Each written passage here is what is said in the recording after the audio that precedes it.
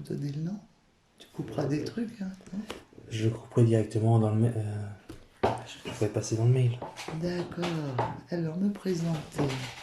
Donc, mon travail consiste, dans un premier temps, à une ronde de toutes les chambres des résidents pour voir s'ils sont bien couchés, installés, les mettre en sécurité et assurer leur bien-être. Est-ce que c'est votre vocation ou un métier? C'est ma vocation et mon métier. L'accès au système de santé, c'est le droit universel ou le privilège de quelques-uns?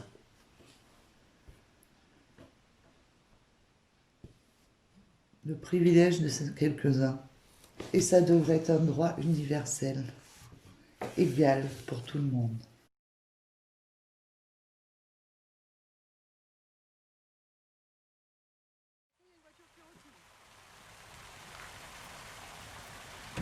Je pense que tout le monde y a le droit.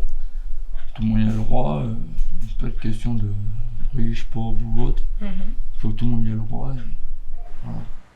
En France, on a un système de santé qui fait que tout le monde peut être soigné, et heureusement, et tout ça, malgré des inégalités, des choses qui, bien sûr, alors après, évidemment que plus on a de moyens, plus on a de choix, on va dire, on peut choisir telle clinique au lieu de telle autre.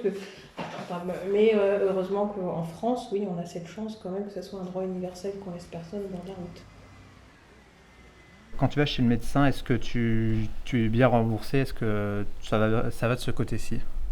Je suis toujours remboursée, enfin moi c'est la CMU, du coup c'est eux qui financent tous les frais médicaux que j'ai besoin pour mes enfants ou pour moi-même. Ça fait 4 ans aujourd'hui que je l'ai et c'est grâce à une assistante sociale qui m'avait envoyée vers ce fonctionnement, quoi. J'ai été reconnue adulte handicapé là ce mois-ci. J'ai une ALD. Donc par exemple moi comme j'ai des problèmes de genoux, eh ben, je peux prendre le taxi pour aller à mes rendez-vous médicaux. D'accord. Et c'est remboursé, quoi. Donc c'est vachement cool. D'accord. On a pas mal de choses qui existent déjà, mais est-ce que les jeunes ont connaissance de tout ce qui existe en termes d'aide?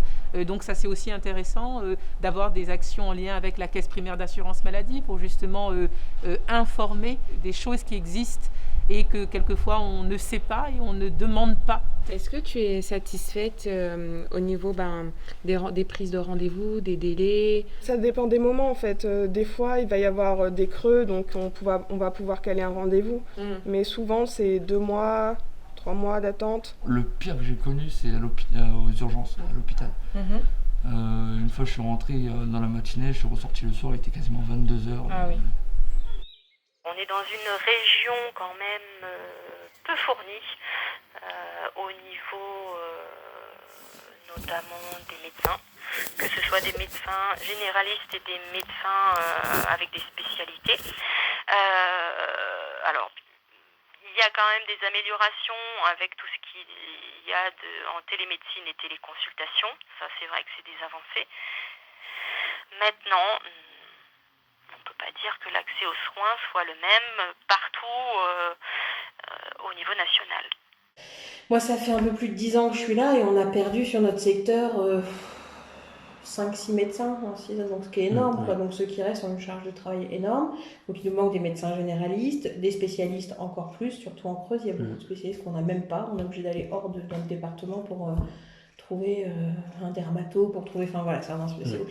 Et quand il y en a, les listes d'attente, c'est 6 mois, 8 mois pour avoir un rendez-vous chez un cardiologue, Il y a des gens qui sont obligés, que ce soit des personnes âgées ou autres, des personnes plus vulnérables qui doivent faire beaucoup de routes pour aller chez le médecin. Il y a des délais d'accès qui sont aussi un petit peu plus loin.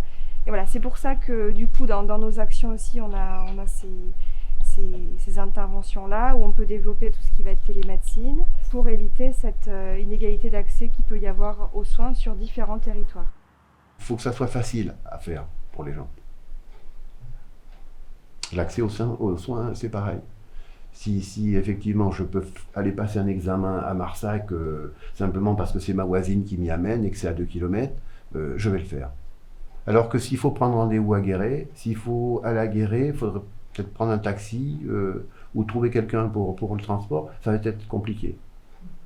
Le médecin généraliste de Marsac, comme il arrivait en fin de carrière, il a fait les démarches nécessaires pour trouver donc une jeune médecin qu'il a pu accompagner pendant plusieurs années parce qu'il y avait effectivement cette attention à assurer une continuité et d'autre part aussi à proposer donc des locaux adaptés à un travail d'équipe, c'est-à-dire pouvoir permettre à d'autres médicaux ou paramédicaux de rejoindre la maison médicale. C'est l'équipe municipale qui était à ce moment-là en place qui a monté le projet, en s'appuyant donc effectivement sur les grands organismes, l'Agence régionale de santé qui a soutenu le projet, le département qui a soutenu le projet, la région qui a soutenu le projet.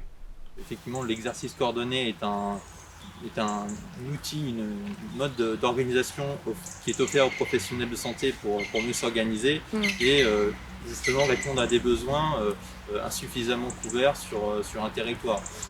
On devrait avoir accès aux soins tous de la même manière. Que ce soit pauvre, riche, pour moi, on a tous besoin pour la santé.